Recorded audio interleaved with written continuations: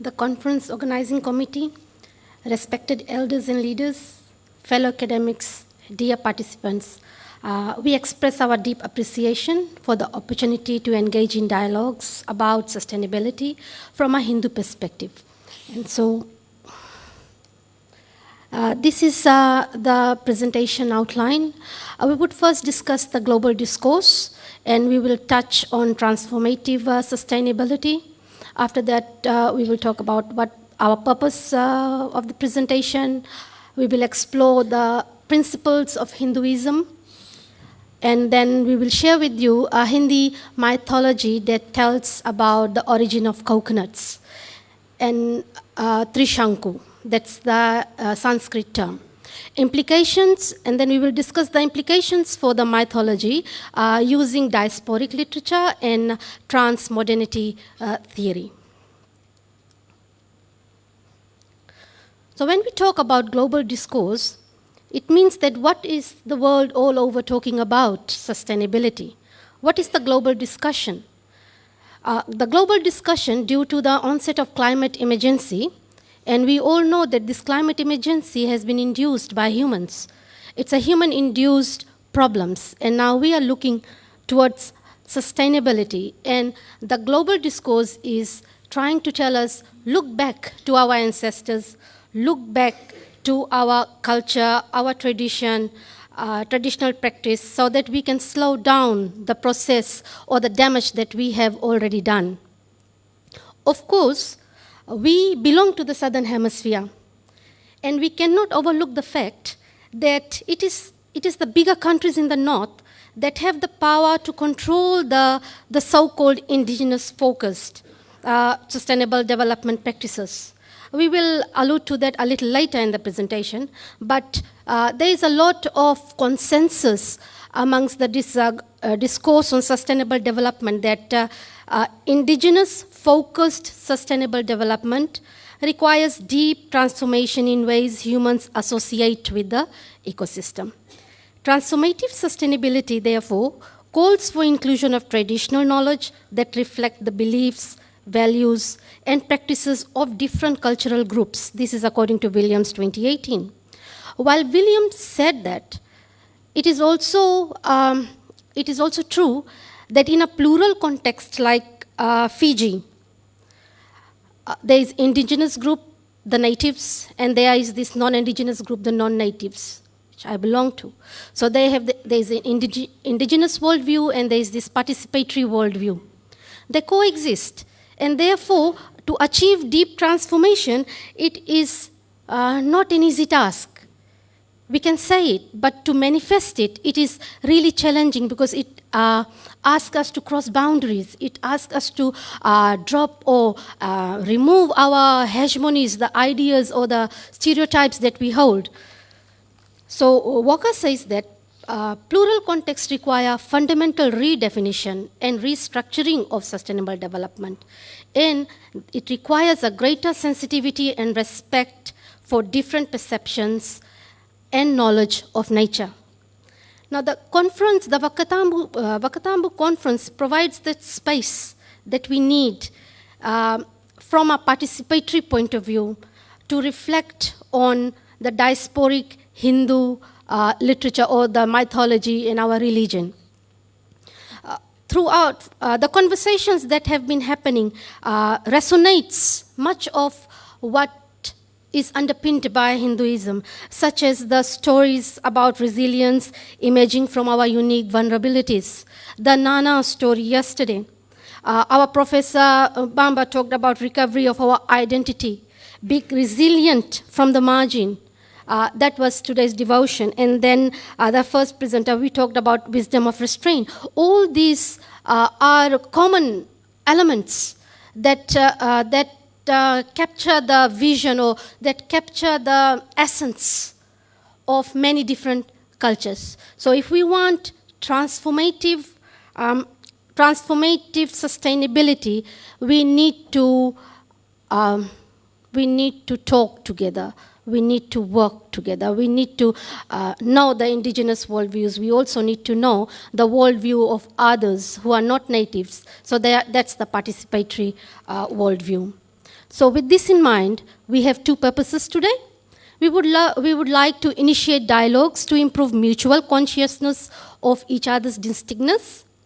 We also would like to foreground the need for comparative cultural methodologies to re-deepen our approach to transformative sustainability. I now welcome my colleague Subashni, who will take you through the Hindu philosophy.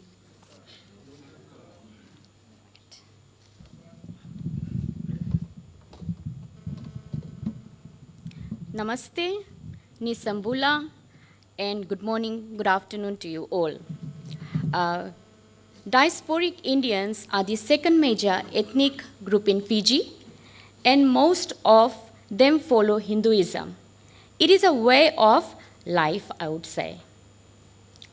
Today, I will share the views and values of my parents, my great-grandparents, and ancestors regarding the virtues of sustainable practices in Hinduism, which are very significant to us and represent our identity, who we are. Our scriptures, Ramayana, Mahabharata, Bhagavad Gita, and our gurus are the major guiding principles of Hinduism, which contemplate the whole universe as Brahmand. Brahmand comprises of everything, living and non-living thing. And we believe that all the things in the Brahmand has a soul, Atma, we say. We believe that God exists in everything, and everything is a creation of God. Earth, fire, water, plant, sky, moon, sun. They have divine powers and are part of God. For this reason, Hindus and most of us here also believe that these are divine objects and the one in many and many in one. We believe in divinity. That's why you must have seen that the Hindus pray in various forms and various objects, because it all resembles the supreme power, Brahmand. The series of sacraments or the prayers or the rituals that we perform, they all guide us towards liberation, moksha, we say. And it helps us to unite with the universe, Brahmand, and make us realize our duties, which we call our dharma.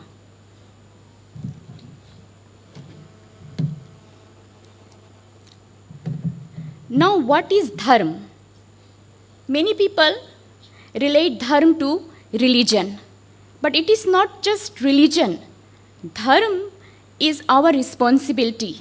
It is our duty, and it tells the individual the laws of the society. It tries to support us and hold the people and the creation of God together. We believe that everything in the universe has a dharma, a duty to perform. For example, water has to flow. Trees give fruits and flowers. Seasons follow weather pattern. Likewise, we humans have to follow a dharma, our duty, and which will help us to maintain the balance in our life. As all things are interconnected in the web of life, and in order to maintain that ecological balance, dharma needs to be upheld by all of us. And if we follow dharma and look after the nature will also protect us. So we say, dharmo rakshita rakshitam. Simply, it means that you protect dharma, and in return, dharma, the nature, and the universe will protect all of us. Our scriptures regard nature as form of God. Nature provides for all of us in many ways, and we have to show appreciation and respect to Mother Nature. There are rins, debts, we must pay to the community, to the environment, and to the mother nature.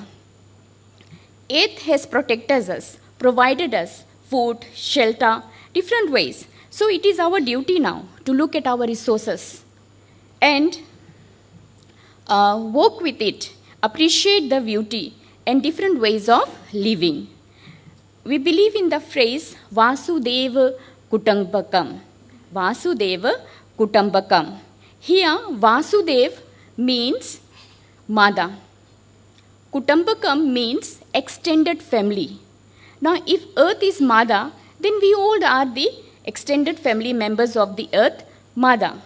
Therefore, in order for us to unite, to promote harmony, to maintain the balance, we have to work together as a family and unite together in maintaining the ecological balance in the society. We see this as a roadmap, Vasudeva Kutumbakam, as a roadmap to a better future by accepting our differences. In our prayers, we often say, Om Shanti, Shanti, Shanti. Most of the time, must have had you have visited, because we in Fiji are a multicultural society. And we say, Om Shanti, Shanti, Shanti. Now this Shanti word, Shanti simply means peace, harmony. So when we pray for peace with the nature. Have peace amongst each other in the society. And then the third Shanti is peace within oneself.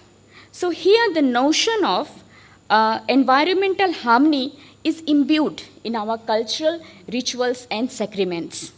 Therefore, I would say that whatever I'm sharing about these beliefs, this dharma and principle of Hinduism is not different, but it is just the words that are changing. But our values are the same. Another principle which I would like to highlight today is karma. In Hinduism, this is a very basic principle, and which I would say is important to all of us, and most of us mostly use this term. Not only us Hindus, but non-Hindus also use this term, karma. So simply it means, as you sow, so shall you reap. That is karma. Our every action has a reaction or effect, right? Whether you did your duty successfully or not, it will be reflected or it will have an effect on us. Simply, if you plant a good seed, you will have a healthy plant with stem, with flowers, with fruits. And these fruits will again turn into seeds and we can replant it. The same sort of seed will give same sort of plant. If you plant mangoes, you get mangoes. You plant rice, you get rice. You plant cassava, we get cassava. And if you plant cactus, you get cactus. Likewise, if you sow an unhealthy seed, the effect will be opposite. So if we disrespect any component of the nature, it will show its effect, and it will respond negatively, and that is karma. So if we do not uphold the dharma, then the ecological balance is disrupted, which is reflected in the climate change and environmental problems. So where are we making this mistake? Where are we now? So probably now we need to be reminded of our values, our principles, our karma, our dharma, and how this ancient knowledge can be used to tackle the problems of today. Moving ahead, I would like to now share a story with you on the origin of coconut. And this is a Hindu mythology which talks about how coconuts came into this world, and it will reflect the effects of dharma and karma as well. We chose this story, Trishanku. It's a mythology because coconuts are very important to us Hindus, our Itokoi community, and the Pacific family as well. That's why we chose coconuts. And coconuts are symbolic, and diasporic Indians also share the similar sentiments regarding the usefulness of coconut. And this conference has also provided a significant platform for us to share what coconut means to us Hindus in Fiji. Indo-Fijians regard coconut as a very divine fruit. We call it Shrifal. It is widely used in our prayers and we offer it to God. A sacred fruit, we would say. So every time we are praying, we break a coconut. And what does it resemble? The breaking of the coconut in Hindus, it means that we are shedding off one's ego to realize our inner energy. Hence, getting rid of our ignorance and opening up our mind for reflection and criticism so that we can elevate our knowledge and realize our dharma. So breaking that coconut is not just breaking the coconut, it is breaking the ego inside us to let us educate ourselves, allow for criticism and reflection amongst us. So let me share this story, Trishanku. Long time ago, in the epic Ramayana, there is mention of a king. His name is Satyavrata, who ruled his subjects very dearly. When he grew old, he crowned his son Harishchandra as the next ruler. Although he had a very good life, he followed all the Vedic rules and rituals necessary for a pious life, he had a strange desire. He desired to go to heaven, but in his mortal form. Therefore, he approached his guru, teacher, sage Vashish to assist him. But Guru Vashish was surprised. What is he asking for? That task was impossible because it was only the soul which was pure could go to heaven, not the mortal body. So he was trying to disturb the balance, the nature. So the Guru denied. But Trishanku was very adamant. He wanted to go to heaven but take his body with him. So he approached the Guru's son.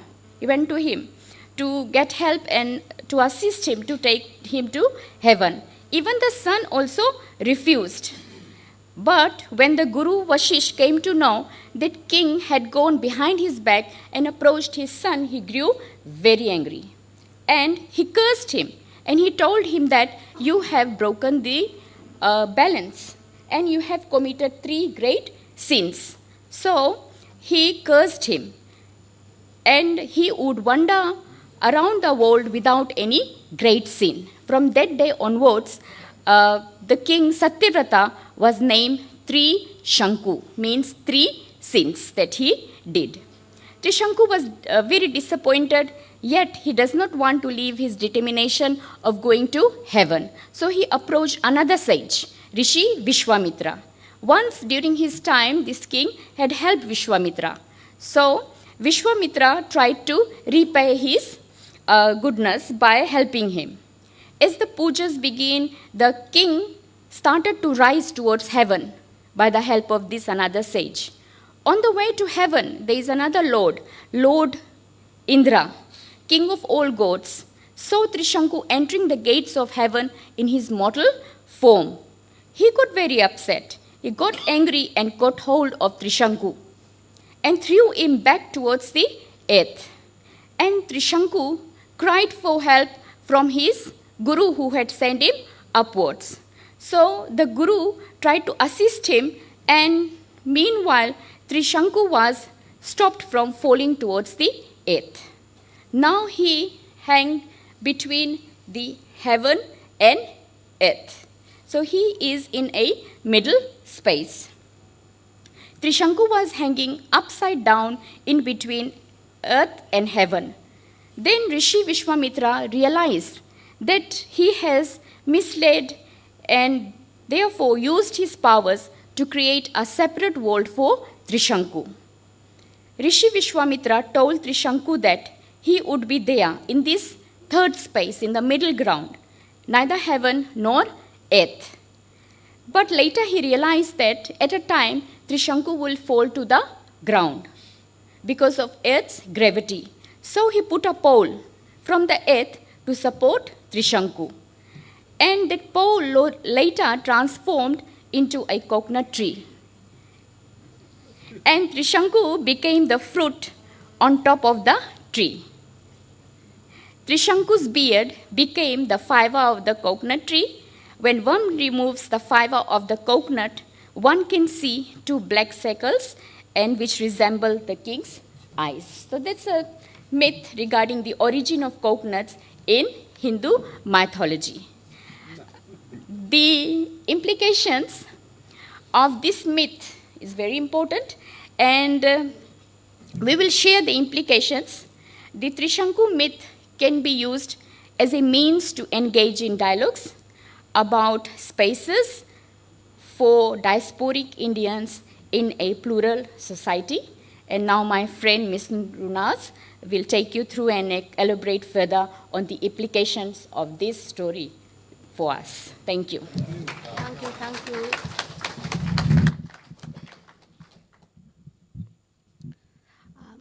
So I'm back again. So if we look at the illustration, so we see that Trishanku is neither there not here. He's somewhere in between. So diasporic literature, there's a lot of talk about Trishanku, and they are using the term Trishanku metaphorically to represent a state of limbo. Limbo means confusion, torn between ideas, torn between places. And if we think deeply, Trishanku, Fiji and the Pacific Island countries are like a limbo situation. We are equating the position of that limbo to the situation that Fiji and the Pacific Island countries are in. Because our colonial history positions us in between the traditional worldview, our indigenous worldview, what we want, versus the Western worldview. So we are somewhere in between. We are neither there, but we aspire to be there, but we are neither there as well. We want to embrace our culture, but it is very difficult given the reality of our post-coloniality. So in such a situation, while we value our religion, our culture, our tradition, we also have the desire to be connected to the global world, the kutumb. So we want to also be connected to the north, the bigger countries, global economy. We are torn between wanting our indigenousness or our traditional practices. Also, we want to be connected to the Western world as well. So we are in a limbo. Our post-coloniality thus makes us vulnerable. And yesterday there was a conversation of how our vulnerability makes us resilient.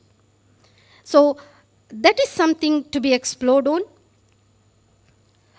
We rely, for example, on fundings and aids to do things, to do sustainable development projects. And we can't deny that. We need the people from the north. We need the northern hemisphere, the developed countries. We need them. We cannot deny that, because that's what transmodernity says, that modernism is there. And we have been operating from the margin. We have been operating. And the modernization that we have also contributed to it, but from the margin. So that is why we are saying that our voices are not there. But the construction of that modernization has been the product of our interaction from the margin. So when we have projects that come with funds and aids from other countries or developed countries, it comes with international standards. So in these projects, while it says it is Pacific focused, it is for the Pacific, it is for the Fijians, it is for our local knowledge development. But in reality, it is spearheaded by someone from the international community. And so, within the micro level, even in a project, the locals are operating from the periphery. We are supporters in that. Our decision making still does not take the central place. So, resulting in the dominance of Western culture over local culture. So, we in the Pacific are in a limbo, struggling to maintain a balance between traditional and Western worldviews. Many projects that supposedly have a Pacific focus report unsustainable practice. So, for example, the United Nations Sustainable Development Project Goal 2030, which is, quite famous, was established in 2015. That's a period of 15 years. Now, it has the connotation of time. Our culture talks about time as infinite, as eternal.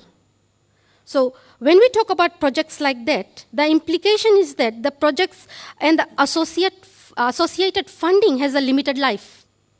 So it gives a mistaken impression that sustainability is a material-driven and finite practice. Means that it has a life. It will start and it will end. And whether it continues or not, who knows? But research reports are showing that the Pacific-focused sustainable development projects end when the funding ends or when the program ends. So Hinduism, on the contrary, and also indigenous cultures, whatever we are hearing the conversations, sustainability is done to protect nature, the end. We want to protect nature. That is the conversation. We want to protect nature in order to maintain the cosmic balance. And protection of nature is not time-bound, like the projects that are coming in. Because in Hinduism, we consider time as ananyata, which means endless, eternal, and infinite. So projects that have a limited life it has an expiry date. So while it has the term sustainability, it is up to us to now think whether it is really sustainable or not. Then the next focus is there are other projects like Fiji's conservation sector project, and there are lots of projects that wants to enhance coconut industry. Overall, these projects focus on economic and material gains. And economic and material gains obliterate the divinity with which traditional worldviews approach nature. Here we talk about karma. We usually use the term karma very loosely. And we usually use it as a negative consequence. Right? So we use it in that way. So it's consequentialism. But we talk about karma in the sense of deontology. We talk about karma in that phrase. So we talk about dharma. It's the dharma that will have an effect on our karma. So we don't worry about the karma. We worry about the dharma. And the dharma says, we are one with the Brahman, the universe. If we stay connected to our nature, if we respect everything, then the nature will respond, and therefore the effect will be good. So such projects leave us again in limbo. We are confused, we are torn. We again look for funds. But the thing is that we cannot separate ourselves from the northern. We need them. But we need to develop a kind of resilience that will mitigate or that will reduce the Western hegemony on those Pacific-focused sustainable development projects. So the second implication of the Trishanku that I would like to share comes from the notion of Homi Bhabha's third space. Apologies for that junction picture. If I was very good with technology, I would have done something to it to make it look more contextualized.